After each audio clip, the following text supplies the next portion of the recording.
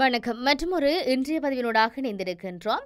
Iran ஆதரவு ஆயுத குழுக்கள் தங்கியிருந்த ஈராக்கிய தளம் ஒன்றின் மீது தாக்குதல் இடம்பெற்றுள்ள அதேவேளை இந்த தாக்குதலை மேற்கொண்டது ஜார் என்ற கேள்வி எழுந்துள்ளது. ஈராக் ராணுவத்துக்குள் உள்வாங்கப்பட்டுள்ள முன்னாள் ஈரான் ஆதரவு குழுவான கெசட் அல் சைபியின் தளத்தின் மீது கடந்த வெள்ளிக்கிழமை இரவு தாக்குதல் இடம்பெற்றதாக ஈராக்கின் உள்துறை அமைச்சு அதிகாரி ஒருவர் சொல்லியிருந்தார். இந்த தாக்குதலில் ஒருவர் கொல்லப்பட்டுள்ளதுடன் 8 பேர் காயமடைந்துள்ளனர். காயமடைந்தவர்களில் 3 ஈராக்கிய படையினரும் உள்ளனர். விமான தாக்குதலை இடம்பெற்றது என ஈராக் அதிகாரிகள் இருவர் குற்றம் சாட்டியதாக ராய்ட்டர்ஸ் செய்தி வெளியிட்டிருக்கிறது. உயிரிழப்புகளும் பொருட்சேதங்களும் ஏற்பட்டதாக தெரிவித்த ஹெசட் அல் செபி அமைப்பு தனது பகுதிகளில் தாக்கப்பட்டதாக தெரிவித்துள்ளது. ஈராக்கிய படையினர் ஜார் தாக்குதலை மேற்கொண்டனர் என்பதை தெரிவிக்கவில்லை. ஆளில்லா விமான தாக்குதல் இடம்பெற்றதா என்பதையும் அவர்கள் உறுதிப்படுத்தவில்லை. இதேவேளை அமெரிக்கா இந்த தாக்குதலை தான் மேற்கொள்ளவில்லை என்று சொல்லியிருக்கிறது.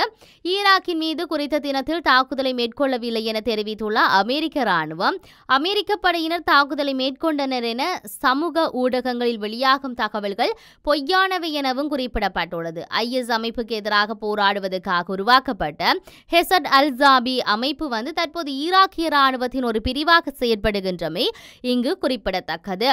இதேவேளை ஈரான் மீது இஸ்ரேல் பதில் தாக்குதல்களை நடத்திய நிலையில் இஸ்ரேல் ஈரான் நடத்திய ஏவுகணை மற்றும் ஆளில்லா விமான தாக்குதல்களுக்கான மட்டுப்படுத்தப்பட்ட பதில் நடவடிக்கையாக இது அமைந்திருந்தது என்று இஸ்ரேல் மற்றும் மேற்கத்திய அதிகாரிகள் சொல்லியிருந்தார்கள். தாக்க வரும் இலக்குகளை ஈரான் வான் பாதுகாப்பு அமைப்பு சுட்டு வீழ்த்தியதோடு மத்திய ஈரானில் அல்ஸ்பகான் மற்றும் வடமேற்கு ஈரானின் தப்ரீஸ் நகரங்களில் வெடிப்புகள் இடம்பெற்றிருந்தன. எனினும் ஈரான் அரச ஊடகம் இந்த தாக்குதலை குறைத்து கூறியதோடு தாக்குதலை அடுத்து கொண்டுவரப்பட்ட வான் கட்டுப்படுத்தலையும் தளர்த்தியது. ஈரான் மீது தாக்குதல்கள் நடத்தும் திட்டத்தை இஸ்ரேல் கடந்த வியாழக்கிழமை மாலை தனது நெருங்கிய கூட்டாளியான அமெரிக்காவுக்கு சொல்லியிருந்தது. எனினும் இந்த எச்சரிக்கையில் தாக்குதல் தொடர்பில் விவரம் வெளியிடப்படவில்லை. ஆனால் ஈரான் மற்றும் அதனை சூழவுள்ள பகுதிகளை தவிர்ப்பதற்கு அறிவுறுத்தி இருந்ததோடு குறிப்பிட்ட ராணுவ திட்டங்கள் அல்லது ஈரானிய புரட்சி காவல்படையினுடன் தொடர்புபட்ட இடங்கள் மீது அவதானம் செலுத்தப்பட்டதாக அந்த அறிவித்தலில் சொல்லப்பட்டிருந்தது. மறுபுறம் சிரியாவின் தெற்கு பிராந்தியத்தில் உள்ள வான் பாதுகாப்பு நிலைகளை இலக்கு வைத்து இஸ்ரேலிய ஏவுகணைகள் தாக்குதல் நடத்தியதாக அந்த நாட்டு ராணுவத்தை மேற்கோள் காட்டி சிரிய ஊடகமான சனா செய்தி வெளியிட்டிருந்தது. ஈரான் மீதான தாக்குதல்கள் இஸ்ரேலில் இருந்து நடத்தப்பட்டதையும் அது மட்டுப்படுத்தப்பட்டதாக இருந்தது என்பதையும் 3 மேற்கத்திய அதிகாரிகள் உறுதி செய்துள்ளனர். இந்த தாக்குதலுக்கு இஸ்ரேல் ஏவுகணைகளை பயன்படுத்தி இருப்பதாக அமெரிக்க ஊடகங்கள் சொல்லுகின்றன. எனினும் ஈரானுக்கு எதிரான நடவடிக்கைகள் தொடர்பில் கருத்து வெளியிடுவதை இஸ்ரேலிய அரசு மற்றும் ராணுவம் மறுத்து கொள்கையை கடைபிடித்து வருகின்றமை குறிப்பிடத்தக்கது. மறுபுறம் ஈரானிய வான் பாதுகாப்பு அமைப்பு அஸ்பஹான் நகருக்கு மேலால் பறந்த 3 ஆளில்லா விமானங்கள் மீது நடத்திய அந்த தாக்குதலில் சிறு எண்ணிக்கையிலான வெடிப்புகள் இடம்பெற்றதாக அந்த தாக்குதலை ஈரானிய ஊடகம் மற்றும் அதிகாரிகள் விவரித்திருந்தனர். பதில் தாக்குதல் ஒன்றை தவிர்க்கும் வகையில் இந்த சம்பவத்தை இஸ்ரேலிய தாக்குதல் என்பதற்கு பதில் ஊடுருவிகளால் நடத்தப்பட்ட தாக்குதல் என்று அவர்கள் சொல்லுகிறார்கள். இந்த சம்பவத்துக்காக இஸ்ரேலுக்கு எதிராக பதில் நடவடிக்கை எடுக்க எந்த திட்டமும் இல்லை என்று ஈரானிய அதிகாரி ஒருவர் ராய்ட்டர்ஸ் செய்தி நிறுவனத்துக்கு சொல்லியிருந்தார். சம்பவத்தின் வெளி மூலம் உறுதி செய்யப்படவில்லை. நாம் எந்த வழி தாக்குதலையும் சந்திக்கவில்லை என்பதோடு இது தாக்குதலை விட ஊடுருவலாகவே விவாதிக்கப்படுகிறது என்று அந்த அதிகாரி சொல்லியிருந்தார். இஸ்பஹானின் வான் பாதுகாப்பு அமைப்பு சில வான் பொருட்களை சுட்டு வீழ்த்தியதாகவும் எந்த சேதமும் ஏற்படவில்லை என்று ஈரானின் உயர் இராணுவத்தின் தளபதியான அப்துல் ரஹ்மான் முசாவி ஊடகத்தில் சொல்லியிருந்தார். இது தொடர்பில் விசாரணைகள் நடத்தப்பட்டதாகவும் அந்த முடிவுகள் அறிவிக்கப்படும் என்று சொல்லியும் அவர் தெரிவித்திருந்ததை பார்க்கக்கூடியதாக இருந்தது.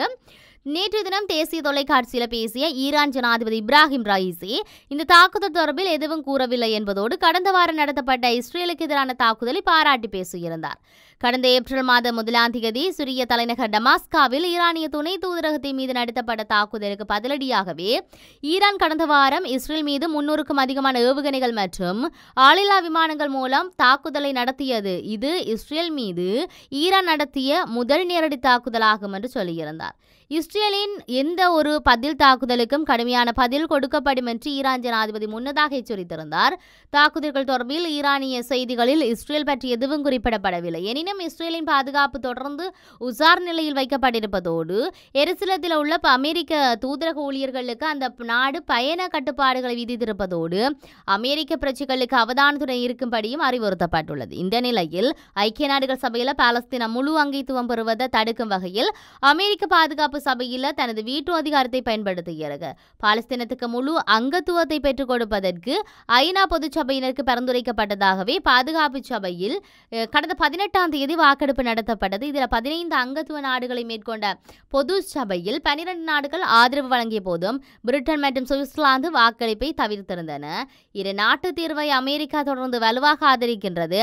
இந்த வாக்கு பாலஸ்தீன நாட்டுக்கு எதிரானது அல்ல என்ற போதும் இருதரப்புகளுக்கும் இடையிலான நேரடி பேச்சுவார்த்தை மூலம் மாத்திரமே ஒரு செயற்படுத்த வேண்டும் என்று சொல்லியிருந்தது. ஐநாவுக்கான அமெரிக்க பிரதி தூதுவர் ராபர்ட் பூட் பாதுகாப்பு சபையில் இந்த விடயத்தை சொல்லியிருந்தார். அமெரிக்கா வீட்டோவை பயன்படுத்தியதுக்கு கண்டனத்தை வெளியிட்ட பாலஸ்தீன ஜனாதிபதி மஹ்மூத் அப்பாஸ் இந்த செயல் நியாயமற்றது, தார்மீகமற்றது மற்றும் நியாயப்படுத்த முடியாது என்று சொல்லியிருந்தார். ஐநாவில் தற்போது கண்காணிப்பு நாடாக இருக்கும் பாலஸ்தீனம் அதில் முழு அங்கத்துவம் பெறுவதற்கு பாதுகாப்பு சபையின் பரிந்துரையை பெற்று பின்னர் 193 அங்கத்துவ நாடுகள் கொண்ட பாதுகாப்பு சபையில் குறைந்தது 3/2 வாக்குகளை பெற வேண்டும் என்று அவர் சொல்லியிருந்தார். உண்மையில் என்ன நடக்கப் போகின்றது பொறுத்திருந்தான் பார்க்க வேண்டும். மற்றும் ஒரு பதிவினூடாக சந்திப்போம். வணக்கம்.